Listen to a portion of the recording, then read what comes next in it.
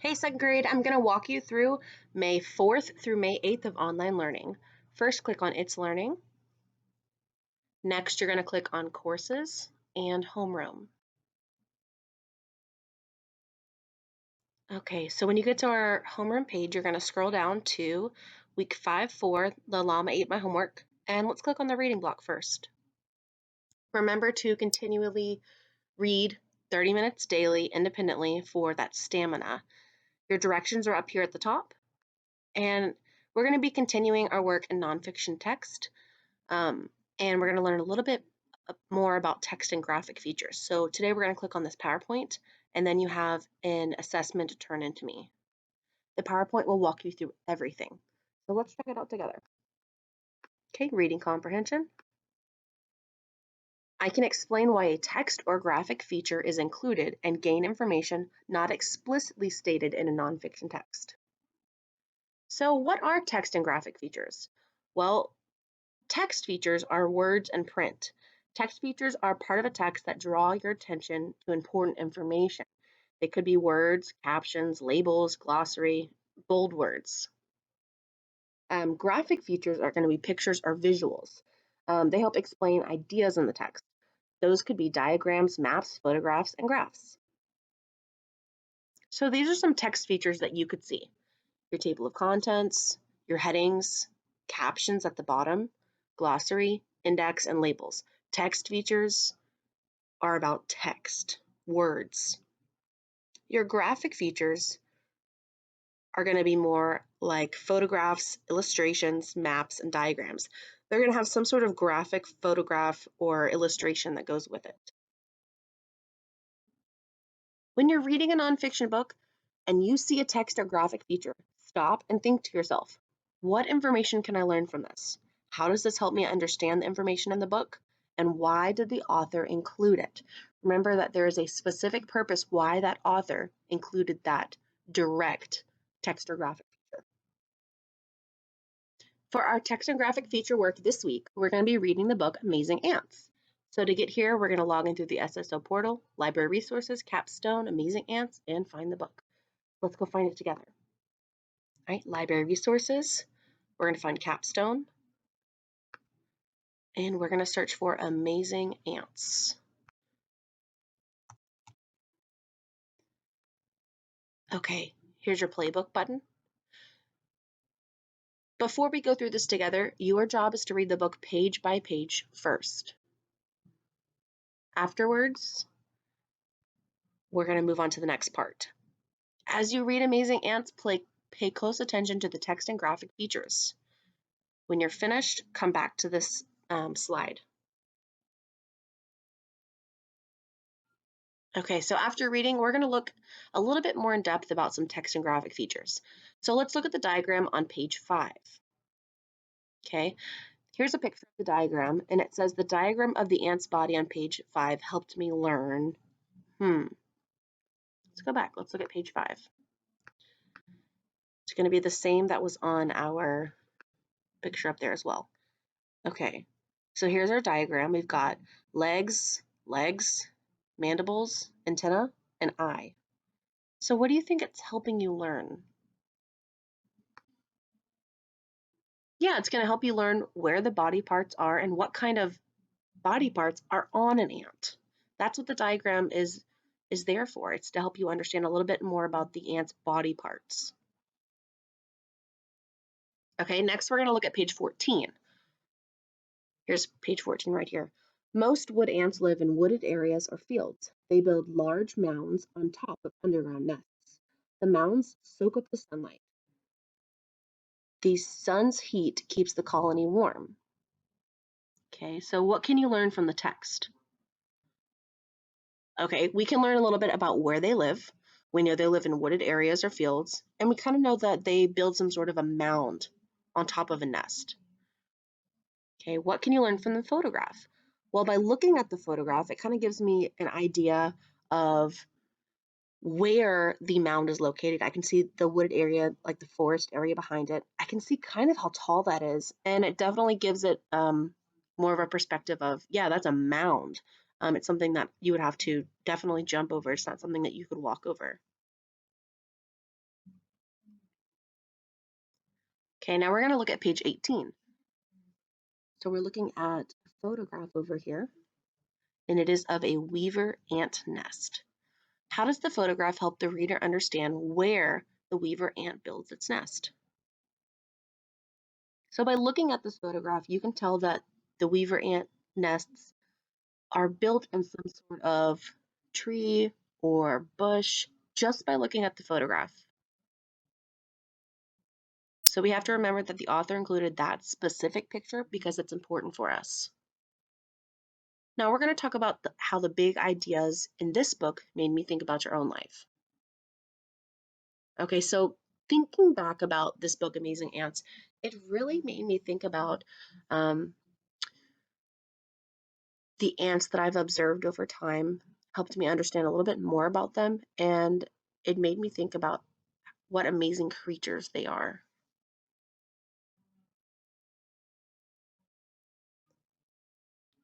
So for your assessment, you are going to use the book Amazing Ants, and you're going to answer these 4 questions here. All right, I'm going to click the X button. For you to print out the student response sheet, you just click right here and you can print it out on your computer. If you don't have a printer, that's totally fine. Just write it in and email it to me. You can either turn it in through Flipgrid or through email. And there's some additional support down here as well. Okay, let's go back. Now we're going to click on Math.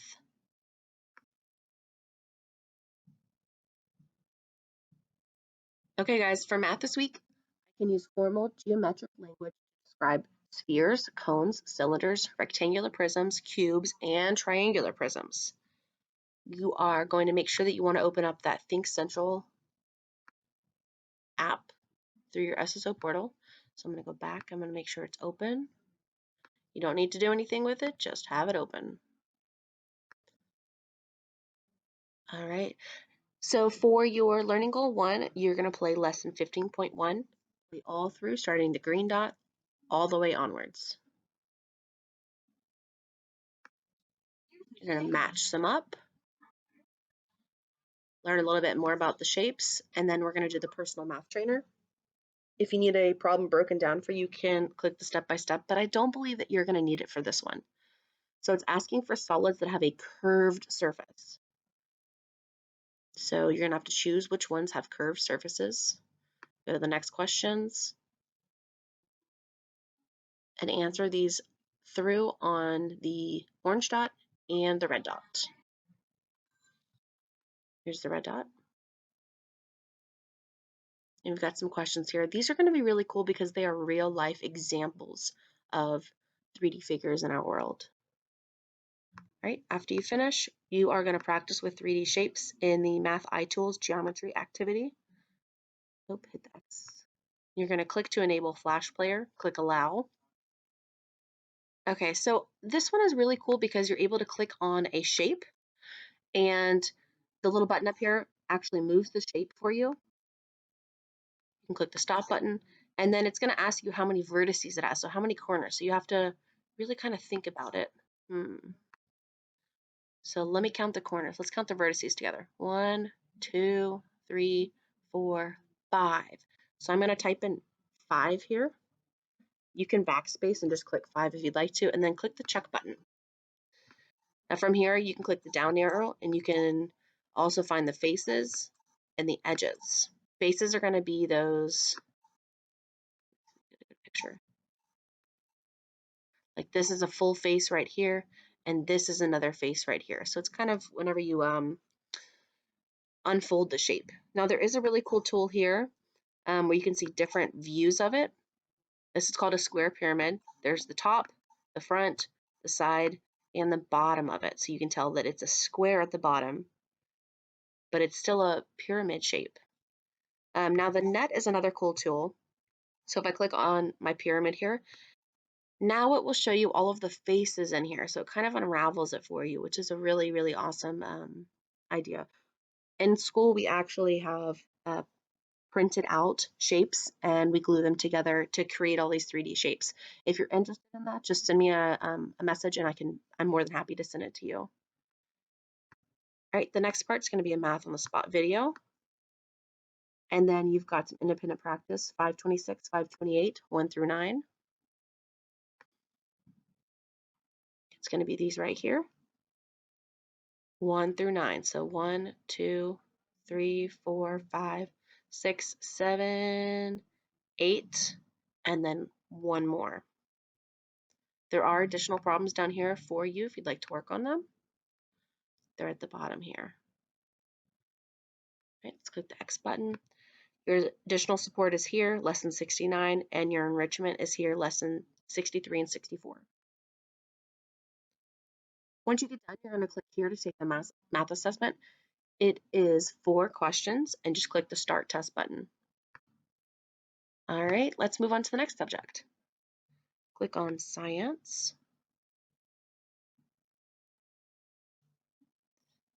So for science this week, we are looking at different animals and organisms, how they resemble their parents and have structure and processes that help them survive within their environments. So it's the same one as last week, the same teak, but this week we're going to be looking and digging more into migration and hibernation and the dormancy of living things, depending on their environment. So there are environmental factors that affect dormancy in both plants and animals, and migration or hibernation only in animals. Both plants and animals are affected by changes in temperature and precipitation. So in Brain Pop this week, you're going to watch 2 different videos. You can take the quizzes if you want to, but they are completely optional. When you click on these pictures here, you're going to have to use the search bar and type in hibernation and migration.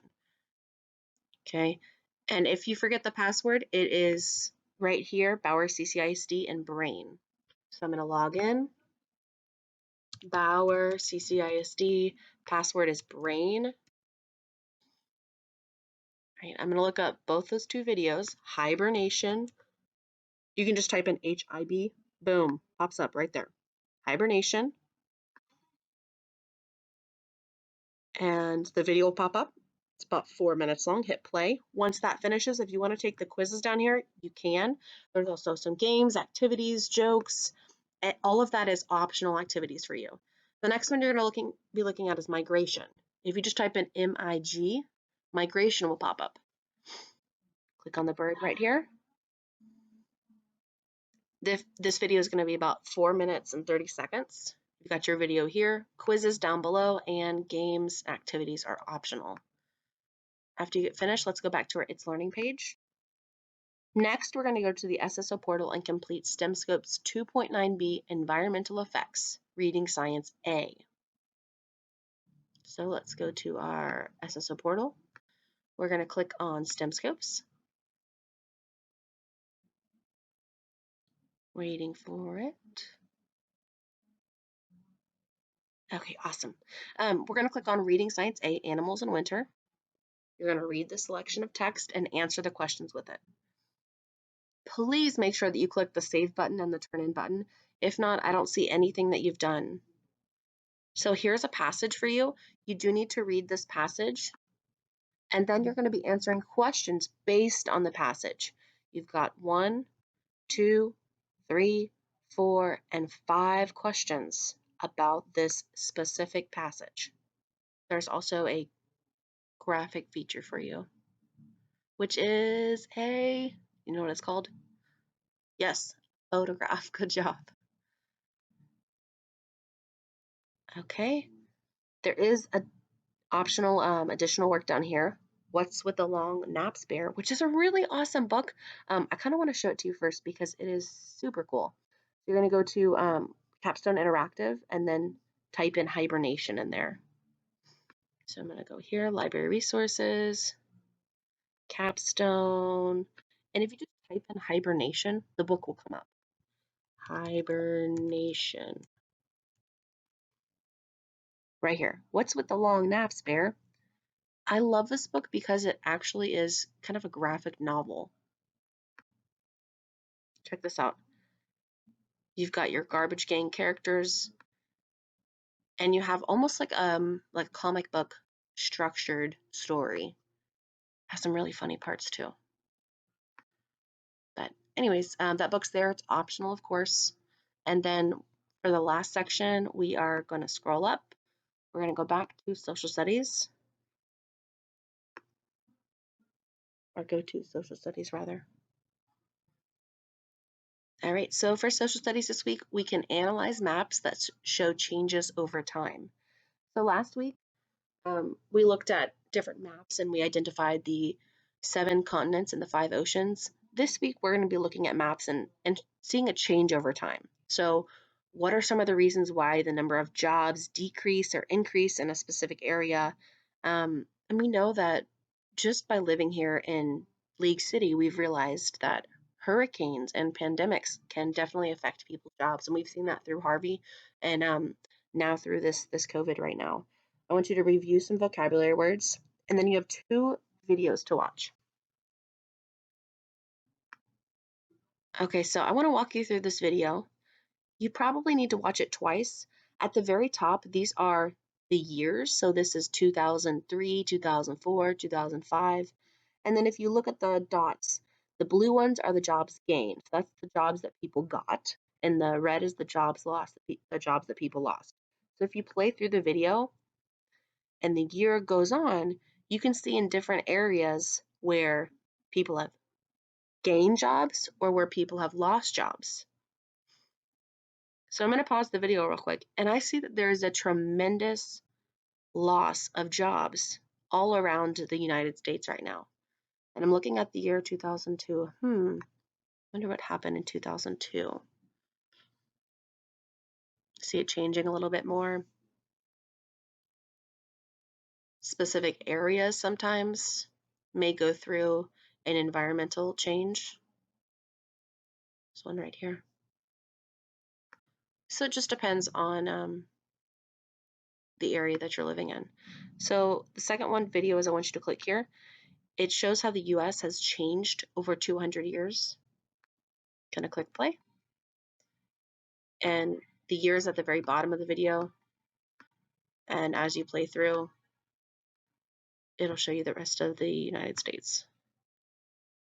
Okay, you do not need to submit anything to me, but questions I'd like you to think about and discuss with your parents or a family member or friend are listed right here, but you do not need to send them to me. And then your additional support's listed here.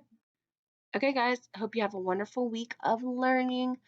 I miss you, and it was so amazing to see a lot of you during the parade. It definitely melted my heart, and I got a little emotional because I miss you guys so much. But I'm excited to see you soon, and I hope you have a wonderful week. All right, bye, guys.